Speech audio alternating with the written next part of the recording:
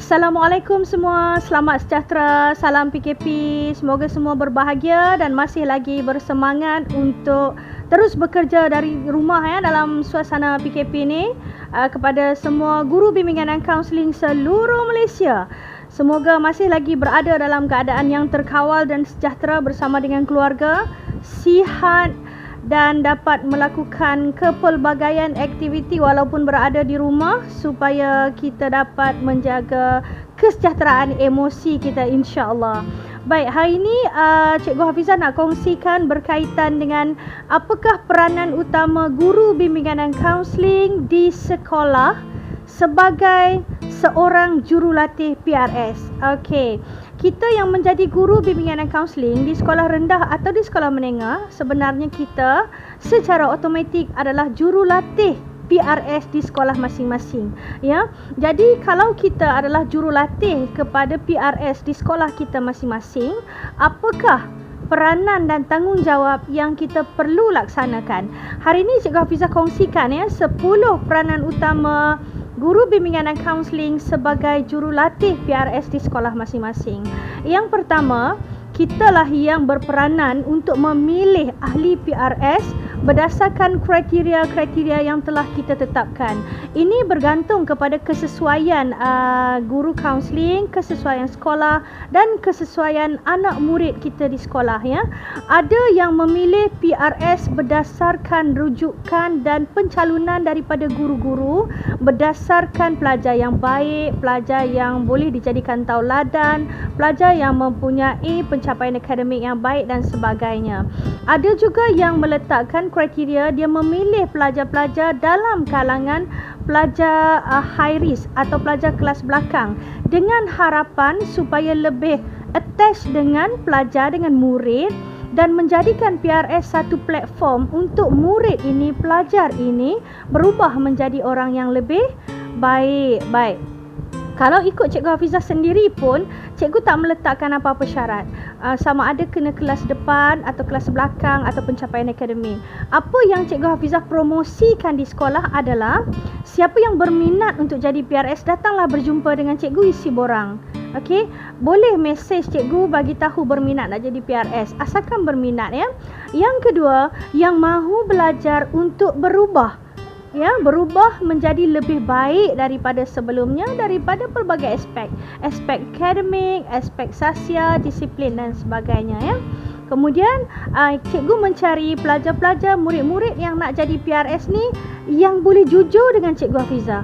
Berarti pada ketika dia mengisi borang memohon, dia datang berjumpa dengan Cikgu Hafizah dalam sesi temuduga, cikgu akan bertemu bual dan cuba mengenali pelajar dan murid ini dengan lebih mendalam. Jadi dia akan menjadi orang yang jujur berkongsi dengan Cikgu Hafizah apa saja kesilapannya di masa lalu, apa saja kelemahannya, dan cikgu menunjukkan, kata cikgu menerima. Penting bagi Cikgu Hafizah menerima dengan terbuka kerana cikgu menggalakkan murid dan pelajar itu jujur bercerita apa saja supaya cikgu lebih faham dia dan cikgu dapat melihat dengan lebih jelas apakah bahagian-bahagian yang perlu cikgu bantu pelajar ini apabila dia menjadi seorang PRS. Contoh, kalau sebelum ini dia banyak punting kelas, melalui platform PRS dia berubah menjadi orang yang lebih baik, kurang kadar punting kelas. Itu maksud dia, ya. Kemudian yang kedua, peranan guru bimbingan dan kaunseling adalah melatih. Disebabkan kita adalah jurulatih PRS di sekolah masing-masing, jadi kitalah yang akan melatih PRS kita berpandukan kepada modul PRS kebangsaan yang telah disediakan.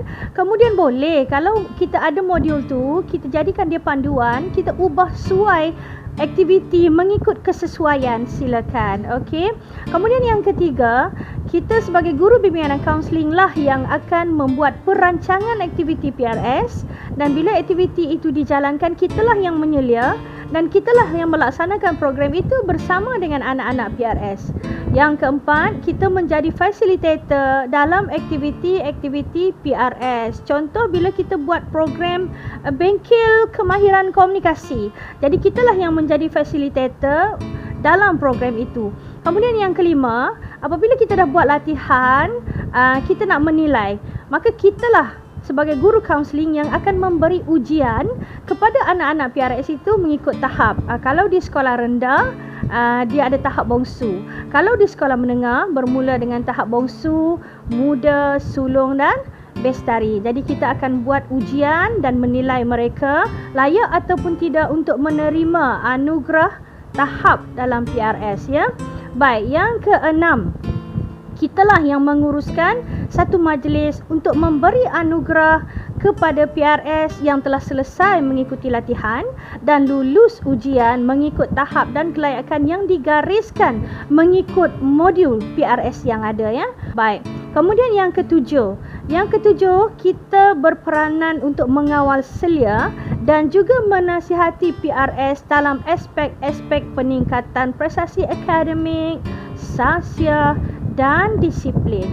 Kemudian yang ke-8, kita berperanan membimbing PRS supaya dia memainkan peranannya di sekolah, membantu guru-guru menjadi urus dia contohnya, bagi membantu guru-guru dalam melaksanakan program, membantu di koperasi sekolah contohnya. Okey. Kemudian yang ke-9, guru bimbingan dan kaunseling berperanan menjadi pakar rujuk bagi sesi bimbingan dan perundingan bagi isu-isu yang berkaitan murid yang dikemukakan oleh PRS. Apabila PRS mula dilatih, mereka mula melakukan perhubungan menolong. Dia mula menolong rakan sebaya dan perlu direkodkan di dalam buku rekod. Jadi pada ketika dia melakukan perhubungan menolong, kalau kita kaunselor, kita panggil dia sesi kaunseling, ada yang sesi bimbingan, ya. Jadi PRS dengan kawan sebaya yang datang meluahkan apa isu ataupun permasalahan, itu adalah klien. Proses itu dipanggil sesi perhubungan menolong. Jadi kalau PRS berdepan dengan satu isu yang besar, yang rumit, maka kitalah guru bimbingan kaunseling itu adalah pakar rujuk yang dia kena datang dan rujuk kes itu kepada kita. Mungkin di luar daripada kemampuan dia, dan mungkin pada kita isu tu kecil tetapi pada dia rumit. Bila berdepan dengan kes yang rumit yang dia tidak mampu tangani, dia mesti datang merujuk pada kita, maka peranan kita menjadi pakar rujuk. Baik, yang terakhir yang ke-10 adalah peranan guru bimbingan dan kaunseling memastikan PRS membuat catatan dan laporan di dalam buku log PRS.